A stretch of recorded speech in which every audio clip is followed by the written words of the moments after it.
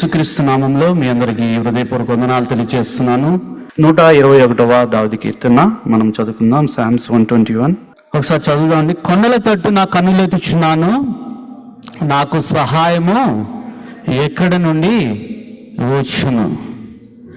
కొండల తట్టు నా కన్నులెత్తుచున్నాను అంటే ఎందుకు ఎత్తుతున్నారు అంటే, మామూలుగా మనం చూస్తే చాలాసార్లు ఒక్కొక్క అంటే ఎదురు చూస్తూ ఉంటాం.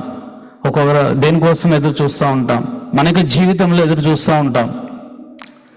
కళ్ళు కాసిపోయేలాగా ఎదురు చూస్తూ ఉంటాం. మనం ఇండియాకి వెళ్ళామనుకోండి, ఇండియాలో వాళ్ళందరూ ఏం చేస్తూ ఉంటారు, ఎదురు చూస్తూ ఉంటారు. ఎయిర్పోర్ట్కి వచ్చి ఎదురు చూస్తూ ఉంటారు, ఎప్పుడు వస్తారా అని ఎదురు చూస్తూ ఉంటారు.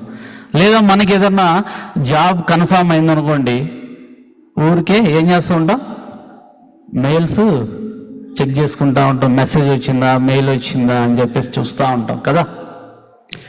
ఎదురు చూడడం ఎలా ఎదురు చూస్తున్నామంటే, కన్నులతో ఎదురు చూస్తున్నామంట.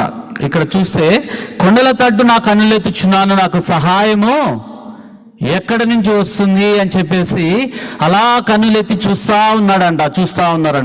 ఉన్నారంట.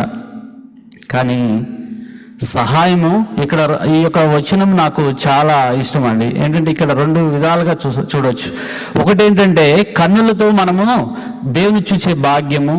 రెండోది ఏంటంటే, రెండవ వచనంలో మనం చూస్తే యెహోవా వలననే నాకు సహాయము కలుగుతుందంట. దేవుని స్తోత్రం, హల్లెలూయా.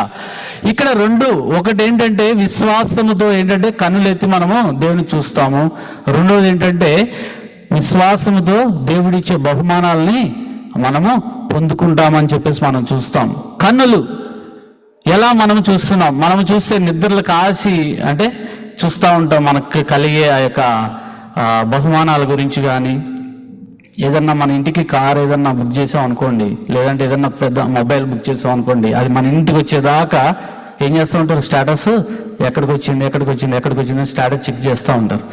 అలాగే దేవుడిచ్చే బహుమానాల గురించి కూడా మనం ఏంటంటే వెయిట్ చేస్తూ ఉంటాం. మన కన్నులు ఏమైతే అంటే ఎదురు చూస్తూ ఉంటాయి. ఇక్కడ దావీదు భక్తుడు కూడా ఆ యొక్క కన్నులు ఆ యొక్క ఎదురు చూస్తా, కొండల వైపు ఆయన ఎదురు చూస్తూ ఉంటాడు. ఇక్కడ మనం కూడా మన జీవితంలో ఆశీర్వాదాలు కావాలి అని అంటే మనం ఎవరి వైపు ఎదురు చూడాలండి?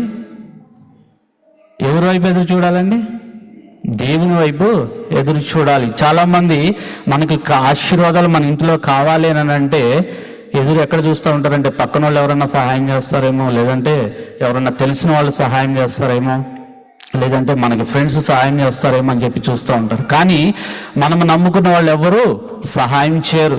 మనము సహాయం చేసిన వాళ్ళు కూడా ఆ టయానికి ఏమైపోతారండి, వెళ్ళిపోతారు. సహాయం అనేది చేయరు. కానీ మనం యెహోవాను ఆశ్రయించినట్లయితే ఆయనే మనకి సహాయం చేస్తాడంట. అలా కన్నులు పెట్టి ఎదురు చూస్తున్నట్లుగా మనం చూస్తున్నాం.